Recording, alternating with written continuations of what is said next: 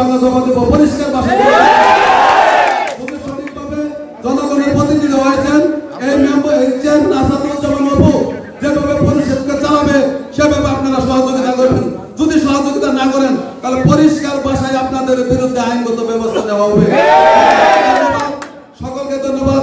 আসসালামু আলাইকুম। আপনাদেরকে শুভেচ্ছা অভিনন্দন জানাচ্ছি এবং সবাইকে সংগ্রাম সালাম জানাচ্ছি। আসসালামু আলাইকুম। প্রিয় নেতৃবৃন্দ, আপনারা জানেন গত 5 আগস্টের প্রেক্ষাপট পরিবর্তন হওয়ার পরে আমাদের এখানে যে চেয়ারম্যান ছিল মোশাররফ হোসেন দুলাল, তিনি আমাদের শেরপুরের হত্যা মামলার আসামি সহ বিভিন্ন মামলার আসামি হওয়ার কারণে তিনি দীর্ঘদিন যাবৎ পলাতক রয়েছেন। পলাতক থাকার কারণে আমাদের এই 14 নং বেলমারি ঘোড়াঘাট ইউনিয়নে আমাদের প্রায় 20,000 লোকের বসবাস। আমাদের যে ইউনিয়ন পরিষদের যে সেবা, এই সেবা থেকে আমরা বঞ্চিত হচ্ছি। মানুষ, সাধারণ মানুষ সহ সকল পর্যায়ের মানুষ আজকে এখানে দুর্ভোগের শিকার হচ্ছে। প্রিয় নেতৃবৃন্দ এবং সাংবাদিক ভাইদের বলতে চাই, আসলে এখানে বিগত সরকারের আমলে যে চেয়ারম্যান, আমাদের এখানে প্রধান প্যানেল চেয়ারম্যান জনাব আসাদুজ্জামান বাবুকে প্রধান প্যানেল চেয়ারম্যান করা হয়েছে। আমরা এখানে ইউনিয়ন বিএনপি সহ সকল পর্যায়ে বিএনপি এখানে আমরা কোনো হস্তক্ষেপ করি নাই। আমরা বিনা হস্তক্ষেপে সরকারি বিধিবিধান অনুযায়ী আমরা আসাদুজ্জামান বাবুকে আমরা আজকে সর্বশেষ আমরা টিএম অফিস থেকে শুরু করে আইনগতভাবে যে বৈধ চেয়ারম্যান হয় আর কি, চেয়ারম্যান পলাতক থাকার কারণে পরবর্তীতে যে চেয়ারম্যান হয় ভারপ্রাপ্ত চেয়ারম্যান প্যানেল 1 জনাব আসাদুজ্জামান বাবুকে আমরা প্যানেল চেয়ারম্যান হিসেবে ইউনিয়ন বিএনপি আমরা মেনে নিয়েছি এবং সে আমাদের চরকাচর আমাদের এই 9-7 নং ওয়ার্ডের ওয়ার্ড বিএনপি 11 নম্বর সদস্য, আমাদের বিএনপির লোক। সে পূর্ব থেকে আমাদের যেহেতু আগের চেয়ারম্যান তাকে প্যানেল চেয়ারম্যান করা হয়েছে, এখানে বিনা হস্তক্ষেপে সরকারি বিধিবিধান অনুযায়ী আমরা তাকে চেয়ারম্যান হিসেবে মেনে নিয়েছি। আজকে থেকে প্রিয় সাংবাদিক ভাইরা, আপনারা যারা এসেছেন আপনারা নিশ্চয় অভিভাবক করবেন। আমাদের বেতমারি ইউনিয়ন বিএনপির মধ্যে কোন রকম কোন গ্রুপিং নাই। আমাদের ইউনিয়ন বিএনপির আহ্বায়ক এখানে আছে, আমাদের সিনিয়র যুগ্ম আহ্বায়ক আছে এবং আমাদের প্রত্যেকটা অঙ্গ দলের ইউনিয়ন অঙ্গ দলের প্রত্যেকটা নেতৃবৃন্দ এখানে উপস্থিত হয়েছেন। আমরা সকলে মিলে সকলের পরামর্শে কোন বিএনপি কোন চাপে নয়, কোন হস্তক্ষেপে নয়, আমরা সুন্দর সরকারি বিধিবিধান অনুযায়ী আমরা আজকে এই অপু ভাইকে বসানোর জন্য আমরা সহযোগিতা করার জন্য আমরা এখানে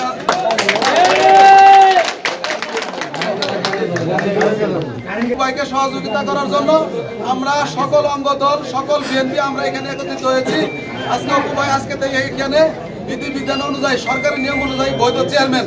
আমি পরিষ্কার ভাষায় বলতে চাই, আমাদের এইখানে মেম্বারদের মধ্যে কিছু মেম্বার যারা আছেন বিগত দিনে আপনারা এই অপুকে আপনারা অপু সহ আমাদের বিএনপির নামে বিভিন্ন উল্টাপাল্টা কথা আপনারা বলতেছেন। পরিষ্কার ভাষায় বলতে চাই, অপু আজ থেকে বৈধ চেয়ারম্যান।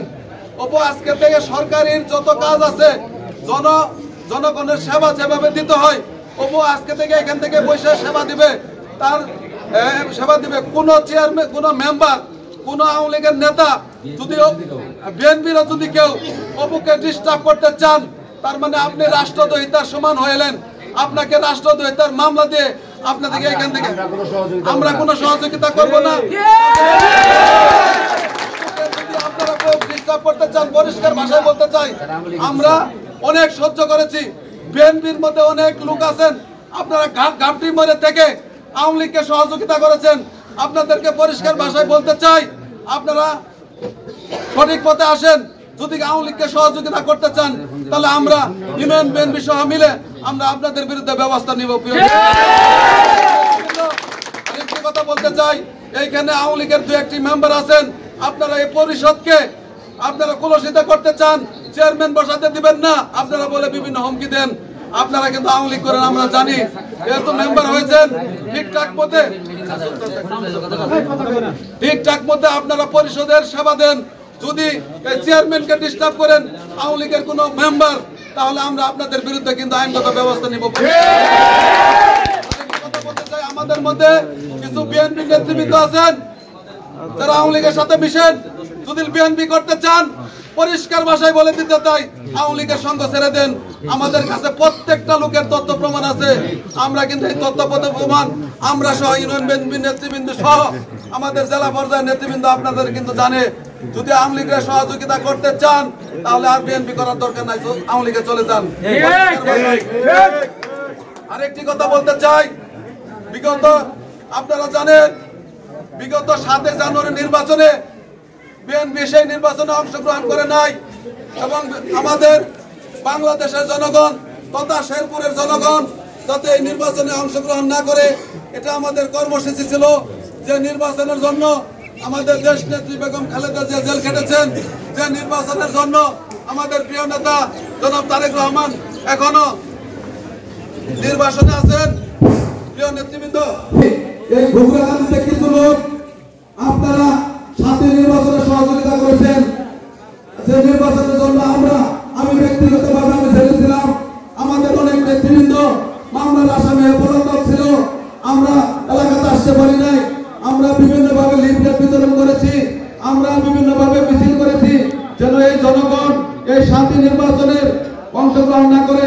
কিন্তু আমাদের এখানে কিছু লোক এই শান্তি নির্বাচনে আপনারা নির্বাচনে অংশগ্রহণ করেছেন, তার মানে আপনি বিএনপির বিরোধী, আপনি বিএনপির পক্ষে ছিলেন না, পক্ষে ছিলেন না, তারেক রহমানের পক্ষে ছিলেন না। 5ই আগস্ট হওয়ার পরে আবার নতুন করে বিএনপি হয়েছেন।